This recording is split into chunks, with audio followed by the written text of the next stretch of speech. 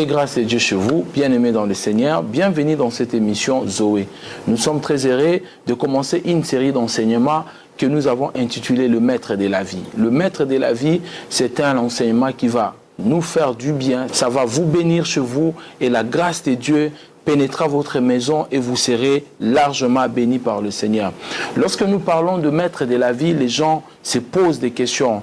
Les gens aimeraient savoir c'est quoi le maître de la vie. Est-ce que c'est un titre? Est-ce que c'est un enseignement biblique ou pas? Donc aujourd'hui, nous allons plonger dans les Écritures. Nous allons faire un voyage dans les Écritures et nous allons étudier ces thèmes sur le maître de la vie. Mais j'aimerais vous dire, c'est une série d'enseignements. Nous le ferons en 3 parties. La première partie, la deuxième et la troisième partie qui sera la conclusion et la fin de cet enseignement. Nous avons parlé de maître de la vie. Où est-ce que nous avons tiré ces thèmes? Le thème de cet enseignement est tiré dans Hébreux chapitre 5, verset 13. Lorsque vous lisez Hébreux chapitre 5 au 13e verset, l'écrivain des Hébreux dont nous croyons, moi je crois particulièrement, c'est l'apôtre Paul, il est en train de dire, vous qui devez être de maître. Donc ici l'écrivain est en train de s'étonner en disant que ces peuples, ces personnes, les destinataires de cette lettre devraient déjà être de maître depuis longtemps. Il était en train de s'étonner et qui devaient être de maître, ils étaient encore dans une position d'infériorité. Ils avaient encore une position de bébé spirituel alors qu'il devait être le maître. Mais la plus grande question est celle de savoir, ces gens-là devaient être le maître de quoi? Le maître de karaté, le maître de judo, le maître avocat ou le maître de quoi? Nous devons d'abord comprendre que le christianisme, si nous devons l'appeler comme une religion, bien que ce n'est pas une religion, le christianisme est une relation entre le Père créateur et ses enfants, mais nous devons le considérer comme une religion de la vie, entre guillemets, si nous devons le considérer comme une religion. Donc, ici, nous devons comprendre, le maître, ces personnes sont de maître, mais le maître de la vie. Nous avons été créés le maître de la vie. Ainsi, nous allons regarder dans la parole du Seigneur pour comprendre notre enseignement. Avant d'aller un peu plus loin, il faut comprendre, pour ceux qui sont en Afrique, particulièrement chez nous au Congo, après avoir fait 5 ans d'études à l'université, vous devenez licencié. Et lorsque les gens restent 5 ans dans une église, ils deviennent quoi? En principe, les gens qui sont à l'église c'est comme une école. C'est un endroit de formation où on vous forme pour atteindre un niveau de mentalité, un niveau de maturité, un niveau supérieur de maturité pour devenir un maître de la vie, un maître dans les choses de Dieu, un maître dans la vie. Alors j'étais en train de dire, le thème a été tiré dans Hébreux chapitre 5, verset 13. Maintenant, si nous devons remonter pour comprendre d'où provient cet enseignement, nous allons lire Genèse chapitre 1er à partir du verset 26. Genèse chapitre 1er, verset 26 jusqu'au verset 28, on nous explique dans la création de l'homme. Mais je ne vais pas remonter dans le monde avant la création d'Adam. Je ne vais pas remonter dans la création de Lucifer, comment Dieu a créé Lucifer. Nous voulons entrer directement dans notre enseignement sur le maître de la vie. Et la Bible dit, Genèse chapitre 1, verset 26 jusqu'au verset 28, la Bible dit, puis Dieu dit, créons l'homme à notre image et à notre ressemblance pour qu'il soit le maître sur la terre. Dans la version Semer, on dit pour qu'il soit maître sur la terre. D'autres versions que vous lirez chez vous, vous verrez, on a dit qu'il domine sur la terre. Mais moi, je préfère prendre qu'il soit le maître de la vie.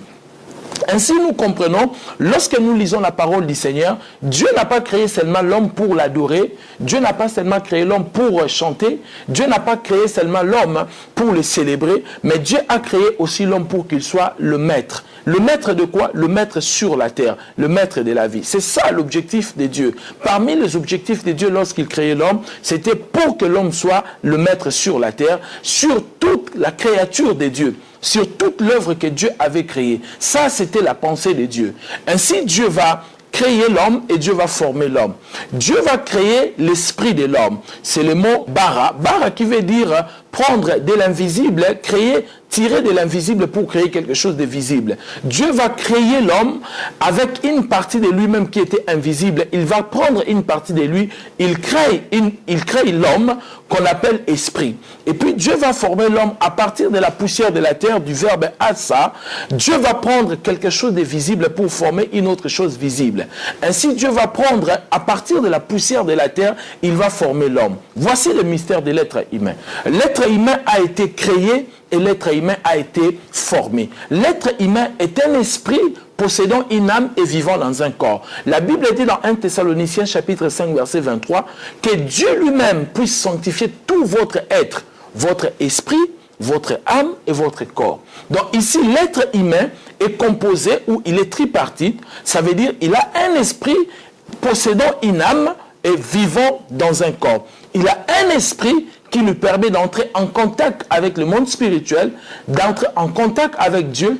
Il a une âme où est le siège de ses émotions, de son intelligence, de ses sentiments, et il vit dans une enveloppe qu'on appelle corps. Pourquoi? Lorsque Dieu va créer l'homme, je ne parle pas de la formation, Dieu crée d'abord l'homme. Dieu crée un être spirituel, mais Dieu lui donne une responsabilité physique. La responsabilité que l'homme devait exercer sur la terre, c'était de gérer la terre, de gérer les choses qui étaient physiques sur la terre. Et d'où Dieu devait lui donner un corps. Et nous reviendrons sur cet enseignement. Dieu va lui donner une enveloppe corps pour lui permettre de vivre sur la terre. Parce que chaque espèce créée par Dieu a une forme de corps pour vivre dans son environnement. Je prends l'exemple d'un poisson. Un poisson a une forme que Dieu lui a donnée pour vivre dans son monde qui est la mer, qui est les eaux, où il se trouve. Donc, Dieu lui a donné une forme extérieure ou corporelle pour permettre à cette espèce qui a été créée de vivre dans son environnement. Et aujourd'hui, si l'homme veut aller vivre dans les eaux et rester longtemps dans les eaux, l'homme doit porter le vêtement, doit prendre l'oxygène, doit s'habiller comme un poisson pour aller dans la mer et rester longtemps. Pourquoi? Parce que l'eau ou la mer ou les eaux n'ont pas été créés pour l'homme. Ce n'est pas l'environnement d'un homme. Ce n'est pas l'environnement sur lequel l'homme doit vivre. Donc pour que l'homme aille vivre dans l'eau, il doit nécessairement se comporter comme un poisson, ou la forme extérieure d'un poisson avec assez d'oxygène pour aller dans les eaux. Ainsi, Dieu, lorsqu'il a créé l'homme, dans l'intention de vivre sur la terre, Dieu devait lui créer une forme propre à lui pour qu'il vienne ici sur la terre, ainsi de vivre calmement sur la terre. Ainsi, Dieu va former les corps. Dieu va former les corps à partir de la poussière et Dieu va créer l'homme à partir de lui-même. La partie que Dieu a créée, cette partie-là, on appelle la partie spirituelle. Donc, c'est l'esprit. Dieu a créé l'esprit et Dieu a formé la terre. Donc, le mystère dont j'étais en train de dire, c'est quoi? L'homme est un esprit et l'homme a un corps. Donc, ça veut dire que lorsque je parle de moi, je dis mon ventre. Donc, le ventre, ce n'est pas ma vraie identité. La vraie identité, c'est moi. C'est la personne intérieure. C'est la personne qui est invisible. Et le corps, c'est l'identité que tout le monde peut voir, les gens peuvent voir facilement. Mais la vraie identité, mon vrai moi est caché à l'intérieur. C'est pour cela, plus tard, vous allez voir Paul dit, par exemple, dans Philippiens chapitre 1er, au 13e verset, Paul est en train de dire, j'ai le désir de m'en aller auprès du Seigneur, ce qui est le meilleur, mais à cause de vous, je reste. Il dit, j'ai le désir d'aller. S'il devait partir, par la mort, son esprit allait vivre auprès du Seigneur. Et s'il devait vivre sur la terre, c'est par son corps qu'il devait rester sur la terre. Ainsi, il dit dans 1 Corinthiens chapitre 9, verset 27, il dit, je traite mon corps durement. C'est l'apôtre Paul, il dit, il traite son corps durement. Donc, l'esprit traite le corps durement. Ça veut dire que ici, l'écrivain est en train de faire la séparation entre l'esprit et le corps. Alors, j'étais en train de dire, le mystère c'est quoi? Une partie de vous, c'est une partie spirituelle, ça vient de Dieu. Et une autre partie de vous, c'est une partie corporelle ou physique, ça vient de la terre. Voilà pourquoi, si vous voulez être en bonne santé, être en forme, il faut manger le produit de la terre parce qu'une partie de vous vient de la terre. C'est pour cela, vous mangez tout ce qui est semé de la terre. Le manioc, vous mangez le feuille de manioc, vous mangez tout ce qui est planté sur la terre. Parce que le corps ne mange pas les choses spirituelles, parce que le corps n'a pas été tiré de Dieu. Mais le corps a été tiré de la poussière de la terre. Pour que le corps puisse vivre, le corps a besoin de manger les produits qui ont été semés de la terre. C'est pour cela que nous mangeons tous les jours. Nous pouvons manger la salade, nous pouvons manger des risottos, nous pouvons manger toute forme d'aliments, mais qui tirent leur origine de la terre. Ainsi, notre corps pourra vivre et vivre en forme et en bonne santé. Mais si nous voulons faire vivre notre partie spirituelle, comme elle n'a pas été tirée de la poussière de la terre, elle n'a pas besoin de manger les choses de la terre, parce qu'elle ne vivra pas. Elle doit plutôt manger le fruit, les produits venant de Dieu. Entre autres, la vie de prière. Entre autres, la méditation de la parole. Lorsque nous méditons la parole, nous nourrissons notre homme intérieur. Parce que la nourriture que l'homme intérieur connaît, ce n'est que la nourriture spirituelle. Or, la nourriture spirituelle, c'est la parole du Seigneur, c'est la vie de prière, la vie d'intimité avec Dieu, c'est ce qui développe notre esprit. Jusqu'ici, nous avons commencé à établir des bases pour comprendre que l'homme a été créé pour qu'il soit le maître de la vie. Ainsi, nous avons donné la base biblique, la base légale, la preuve biblique. C'est Genèse chapitre 1er, verset 26 jusqu'au verset 28, version Semeur. La Bible dit, créons l'homme à notre image et à notre ressemblance pour qu'il soit le maître sur la terre. Ainsi, nous pouvons aussi regarder un autre verset. C'est le psaume chapitre 8, à partir du 5e verset, et vous descendez jusqu'en bas. La Bible dit, le psalmiste est en train de dire, qui est l'homme pour que tu te souviennes de lui? Tu l'as créé de peu inférieur à toi, et tu lui as donné la domination sur toutes les œuvres de tes mains. Tu l'as rendu maître sur toutes les œuvres de tes mains. Voilà, ici, la Bible est claire. L'homme est la créature la plus parfaite de Dieu, l'homme. L'homme, Dieu l'avait créé dans une perfection très avancée et très élevée. L'homme a été créé d'épée inférieure à Dieu. Ce n'est pas moi qui l'invente, mais c'est les Écritures qui sont en train de le dire. Le psaume chapitre 8 au 5e verset. L'homme a été créé d'épée inférieure à Dieu. L'homme a la nature de Dieu. L'homme, plutôt, avait la nature de Dieu. L'homme avait la vie de Dieu. L'homme avait le caractère de Dieu. Lorsqu'il a été créé, l'homme avait tout de Dieu alors qu'il n'était pas le Dieu créateur. Il avait tout de Dieu, mais il n'était pas le Dieu créateur.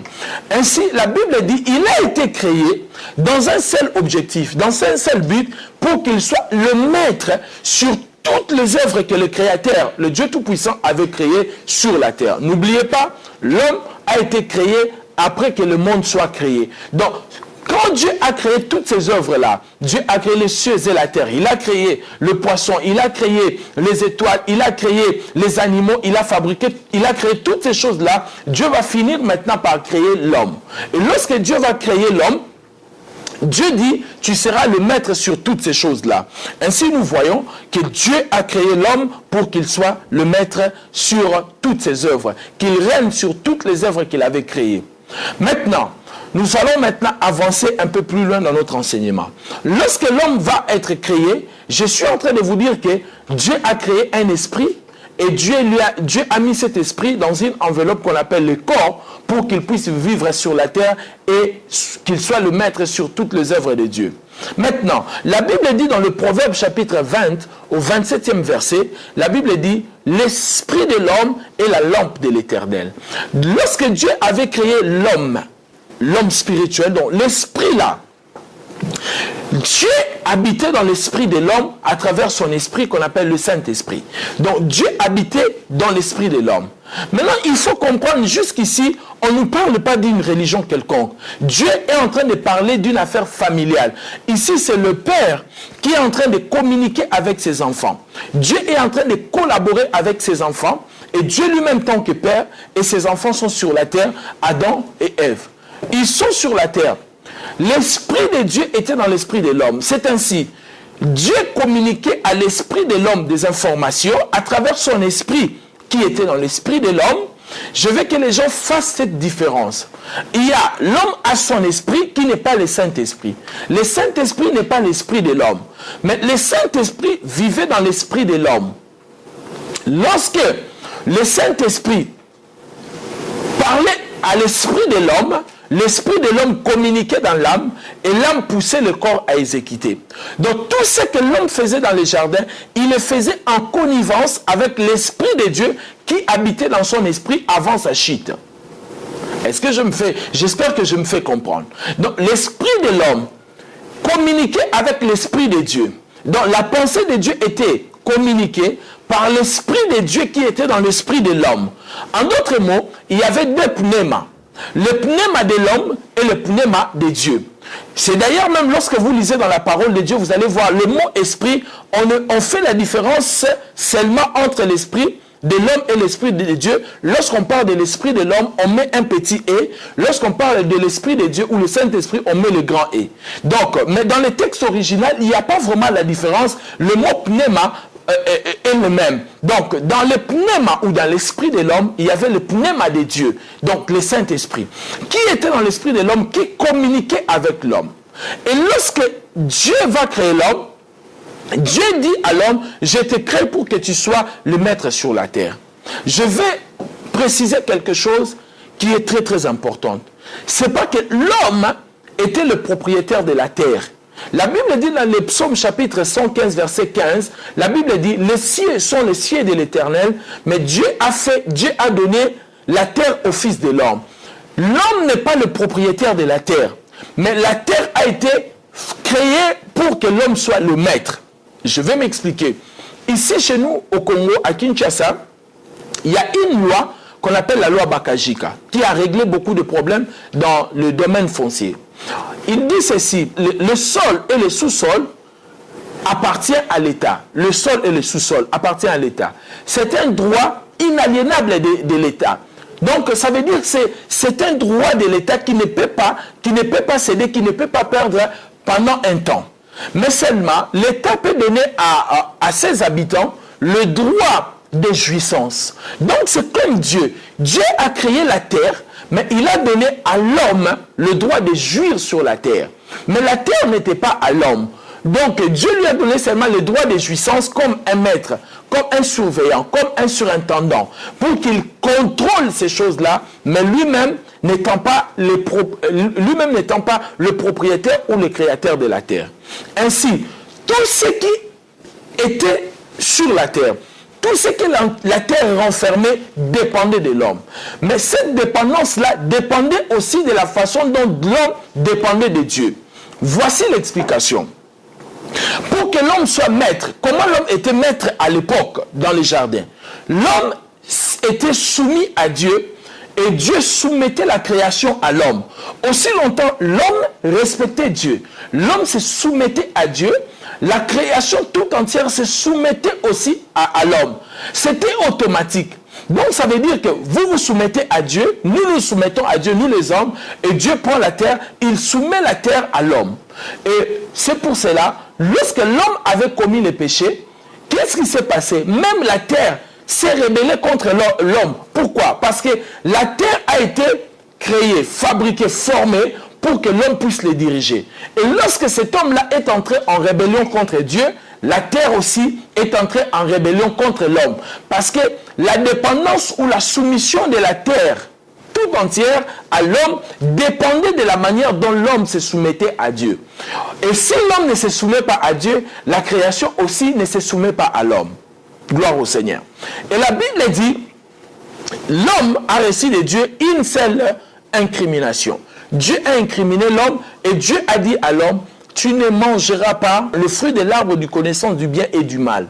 Les jours où tu en mangeras, tu mourras. Donc cette incrimination, c'était la seule que Dieu avait donnée à l'homme. Donc la seule loi que l'homme possédait. L'incrimination, Dieu lui-même va créer une loi. Il incrimine l'homme et l'homme va tomber dans cette infraction lorsqu'il va manger le fruit de la connaissance du bien et du mal. Ainsi, lorsque l'homme va manger, il va se passer quelque chose. Gloire au Seigneur. Il va se passer quelque chose. Avant d'abord de manger cela, je vais retourner rapidement en arrière La Bible dit, Dieu avait dit à l'homme, tu ne mangeras pas le fruit de l'arbre du connaissance du bien et du mal, car les jours où tu en mangeras, tu mourras certainement. Et le diable est venu s'approcher de l'homme. J'aimerais vous dire une chose, mes chers amis. En faisant cela, cela ne veut pas dire que le mal n'était pas dans le monde. Parce que lorsque nous lisons la Bible, nous avons l'impression que le mal n'était pas sur la terre. Quand Dieu avait dit à l'homme, le jour où tu mangeras, tu mourras certainement. Le mal était déjà sur la terre, car le diable, Lucifer, était déjà sur la terre. Et le mal était déjà là. Mais l'homme n'avait pas la connaissance du mal. L'homme n'avait pas la connaissance du péché. Alors, comprenez une seule chose, mes chers amis. Le péché a deux définitions. La première définition du péché, c'est amartia, rater sa cible. Et la deuxième définition du péché, c'est transgresser une loi. Donc, l'homme avait une seule loi de ne pas manger. Et l'homme avait un but. Lorsque l'homme n'avait pas atteint, quand l'homme a raté son objectif, il a commis le péché amartia. Et lorsqu'il a transgressé la loi, il a commis le péché contre Dieu. Donc, il a commis le péché. Et en commettant le péché, l'homme a signé la haute trahison vis-à-vis de son créateur. Alors que son créateur était fier de lui. Son créateur l'avait déjà créé comme un Dieu, comme le maître sur la terre. Mais il va écouter les mensonges du diable. Le diable s'approchant de lui en lui disant, si vous mangez le fruit de l'arbre de connaissance du bien et du mal, vous deviendrez comme des dieux. Alors que l'homme a été créé comme Dieu. La Bible dit dans le psaume chapitre 8, il a été créé de paix inférieure à Dieu. L'homme était déjà un Dieu dans une forme. L'homme a été créé déjà comme Dieu, selon les Écritures. Mais l'homme a crié au mensonge du diable. Lorsqu'il a crié au mensonge du diable, dans Genèse chapitre 3, à partir du verset 15, la Bible est en train de nous dire l'homme a commis une haute trahison. L'homme a trahi son créateur. Et lorsqu'il va trahir son créateur, lui qui était le maître, d'ailleurs vous allez voir, c'est la première fois dans l'histoire de l'homme, on dit que l'homme a eu peur. Lorsque Dieu est descendu pour le chercher, Dieu lui a dit, où es-tu? Il a dit à Dieu, je me cache parce que j'ai peur. L'homme n'avait pas peur parce qu'il était le maître. Il n'avait peur ni des lions, ni des léopards, ni d'aucune créature. Mais pour la première fois, l'homme a eu peur, c'était à cause du péché. Le péché nous rend tellement foussards. Le péché nous rend des hommes pérés. Le péché nous rend tellement faibles. Puisqu'il avait péché contre son créateur, il est devenu peureux. Et il a dit à Dieu, je me cache. Pardon, il a perdu sa domination. Il a perdu son influence. Il a perdu quelque chose qui le rendait maître. Et qu'est-ce qui rendait l'homme maître? L'homme avait des choses qui le rendaient maître. L'homme avait la vie de Dieu qu'on appelait Zoé. Et il avait aussi l'esprit de Dieu qu'on appelait le pneuma. Donc, en dehors de ces deux choses-là, l'homme avait aussi ce qu'on appelle le bio. Et l'homme avait aussi son pneuma. L'homme avait son pneuma qu'on appelle son esprit. Et l'homme avait le bio. Le bio, c'est la vie, mais ce n'est pas la vie de Dieu. C'est l'essence. Lorsque nous existons, quand je parle là, la façon dont je mange, mon existence, c'est ce qu'on appelle la vie, on l'appelle bio. Mais il y avait aussi une autre vie dans le bio de l'homme qu'on appelait Zoé, la vie de Dieu. Donc Zoé n'était pas la vie de l'homme. La vie de l'homme, on appelle ça bio. Mais dans le bio de l'homme, il y avait la vie de Dieu qu'on appelle Zoé. Et cette vie-là était dans la vie de l'homme. Et c'est cette vie-là qui rendait l'homme maître et l'esprit de Dieu qui était en lui. Que le lion, le léopard, tous ces animaux féroces, lorsqu'ils voyaient l'homme, ils identifiaient l'homme comme leur maître. C'est parce qu'ils avaient cette vie-là qu'on appelle la vie de Dieu Zoé, et parce qu'ils avaient aussi le pneuma ou l'esprit de Dieu. Ces choses-là dans l'homme rendaient l'homme le maître sur toute la créature. Ainsi, la deuxième partie de cet enseignement, nous allons commencer à partir de ce point, sur ce point où nous venons de nous arrêter. Que le Seigneur vous bénisse abondamment. Si vous êtes bénis, si vous êtes intéressé, vous pouvez nous contacter sur le numéro qui passe en bas de vos écrans ou aller sur notre site, visiter nos vidéos sur YouTube et nous écrire sur Facebook. Tous les coordonnées sont sur vos écrans, ça passe. Que le Seigneur vous bénisse abondamment. C'était le prophète Jean Toto dans l'émission Zoé. Que le Seigneur vous bénisse.